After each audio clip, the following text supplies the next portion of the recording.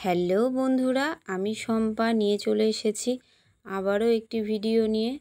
তো আজ আমি তোমাদের দেখাবো 36 সাইজ ব্লাউজ কাটিং। তো তার জন্য দেখো 14 ইঞ্চি ব্লাউজের লম্বা 1 ইঞ্চি বাড়িয়ে আমি 15 ইঞ্চি ব্লাউজের ঝুলটা নিয়ে নিলাম।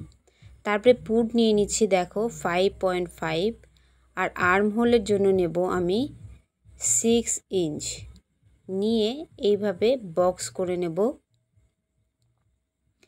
আর একটুখানি আমরা ক্রস করে বক্সটা করব, যেহেতু আমরা গলাটা একটু ছড়ানো করব তাই।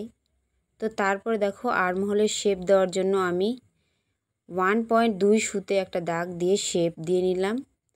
তারপরে বডি যত হবে তার 4 ভাগ করে আমরা 9 ইঞ্চ নিয়ে এক্সট্রা 2 ইঞ্চি নিয়ে নিলাম।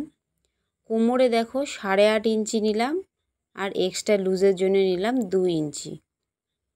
বডির মাপ যত হবে তাকে 4 দিয়ে ভাগ করলে যেটা বেরোবে সেটাই হবে বডির মাপ। তো দেখো গলা নিলাম আমি 2 ইঞ্চি, আর গলার লম্বাটা নেব 8। আর দেখো চওড়াটা একটু নিয়ে নেব বেশি করেই, 3 ইঞ্চি, 3.5 ইঞ্চিও নিতে পারো। যে যতটা ছড়ানো গলা নেবে সেই হিসেবে গলাটা হবে। তো আমি একটা রাউন্ড শেপ দিয়ে নিলাম, তারপরে আমি কাটিং করে নেব। একটু মন দিয়ে দেখলেই তোমরা ব্লাউজ কাটিং সহজেই করে নিতে পারবে বাড়িতেই। তো দেখো আমার পিছন পাটটা কাটা কমপ্লিট হয়ে গেল। এইবার দেখো আমরা সামনের পাটটা করে নেব। তার জন্য দেখো আমাদের যে সামনে হুক থাকে, তো হুকের জন্য আমি 1/2 ইঞ্চি করে এক্সট্রা নিয়ে নিচ্ছি।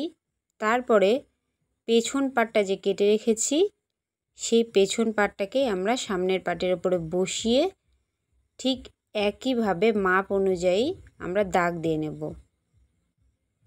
ঠিক পেছন পাটের মাপেই আমরা দাগটা দেব। দিয়ে দেখো সামনের পাটে সব সময় আমরা ঝুলে 1 ইঞ্চি বেশি নেব, পেছন পাটের থেকে সামনের পাটে 1 ইঞ্চি বেশি নেব। আর সব দাগ একই থাকবে। আর কেন বেশি নিচ্ছি সেটা আমি একটু পরে বলে দিচ্ছি তোমাদের। তো তারপরে দেখো একইভাবে শেপটা দিয়ে নেব। এইবার সামনের পাটে ভেতর দিক থেকে আমরা 1/2 ইঞ্চি বা 1.25 ইঞ্চি আমরা দাগ দিয়ে শেপ দিয়ে নেব।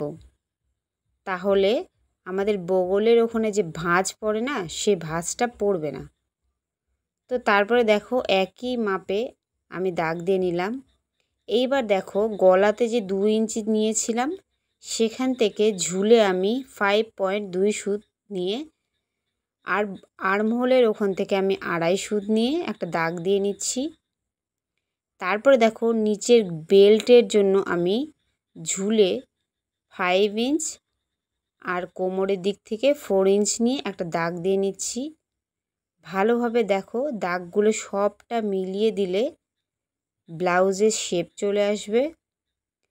তো এখান থেকে আমার 2টো পার্ট বেরোবে ব্লাউজের মোট সামনে 4টা পার্ট হয়।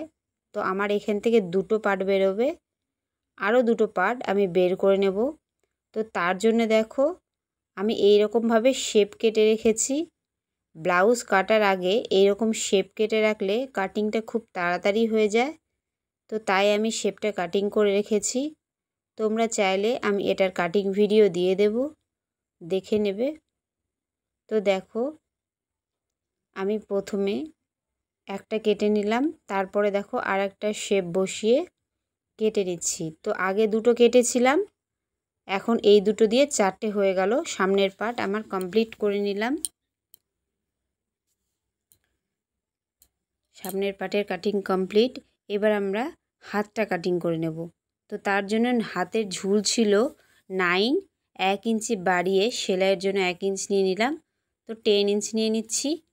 তারপরে দেখো 3.5 ইঞ্চি ডাউন করে আমরা একটা দাগ দিয়ে নেব, আর 2.5 ইঞ্চ নিয়ে 2টো দাগ মিলিয়ে দেব।